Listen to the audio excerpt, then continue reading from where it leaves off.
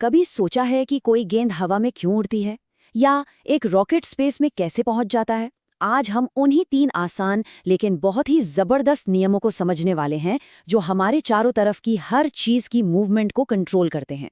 ये एक ऐसा सवाल है जो हम सबने कभी न कभी तो पूछा ही है, चाहे बस में सफर करते हुए हों या यूं ही आसमान में तारों को देखते हुए। सच पूछें तो ये सवाल हमारे होने के मतलब हमारे वजूद के एकदम सेंटर में है। और फिर आए सर आइजैक न्यूटन, एक ऐसा जीनियस जिसने दुनिया को देखने का हमारा नजरिया ही हमेशा के लिए बदल दिया। अपनी उस जबरदस्त किताब में उन्होंने हमें मोशन यानी गति की एक यूनिवर्सल भाषा दी। तो चलिए इस सफर की शुरुआत करते हैं और इन पावरफुल लॉज को एक एक करके समझते हैं। ये रहा हमारा आज का रोड मैप। तो चलिए शुरुआत करते हैं मोशन की नींव से, एक ऐसा कॉन्सेप्ट जो बताता है कि इस यूनिवर्स में हर चीज की डिफॉल्ट सेटिंग क्या होती है। हम सब ने ये महसूस किया है ना? लेकिन क्या कभी इस बात पर गौर किया है कि जब बस अचानक से चलती है तो पीछे की तरफ वो जो झटका लगता है उसके पीछे की फिजिक्स क्या है?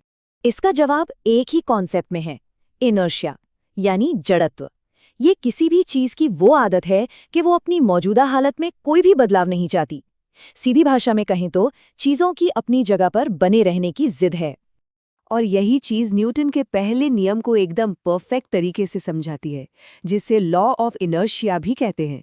मतलब कोई चीज अगर रुकी है तो रुकी रहेगी, चल रही है तो चलती रहेगी, जब तक कि कोई बाहरी फोर्स उसे रोके या चलाए नहीं। यहाँ पर सबसे जरूरी बात यह है कि किसी भी चीज का मास यानी द्रव्यमान ही उसके इनर्शिया का नाप है। जितना ज्यादा मास, बदलाव को रोकने की उसकी ताकत उतनी ही ज्यादा होगी।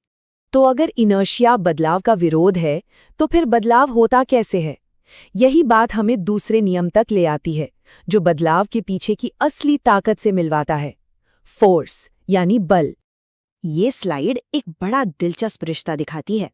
ज्यादा फोर्स लगाएंगे तो ज्यादा एक्सेलरेशन होगा, लेकिन अगर कोई चीज भारी है मतलब उसका मास ज्यादा है तो उसे उतना ही एक्सेलरेशन देने के लिए फोर्स भी ज्यादा लगाना पड़ेगा। और ये सारी कहानी साइंस के सबसे खूबसूरत और पावरफुल इक्वेशंस में से एक में समा जाती है, F=m×a, यानी फोर्स बराबर है मास और एक्सेलरेशन के। ये रिश्ता इतना बुनियादी है कि फोर्स की यूनिट का नाम भी उसी महान इंसान के नाम पर रखा गया है जिसने इसे दुनिया के सामने रखा, न्यूटन। ये फिजिक्स की दुनिया में उनके योगदान को एक सच्ची श्रद्धांजलि है। इसको ऐसे समझिए, एक भरी हुई शॉपिंग ट्रॉली में मास ज्यादा होता है तो F=ma के हिसाब से उसे धकेलने के लिए मतलब उसी रफ्तार से चलाने के लिए फोर्स भी ज्यादा लगाना पड़ता है। ये तो हम रोज ही देखते हैं।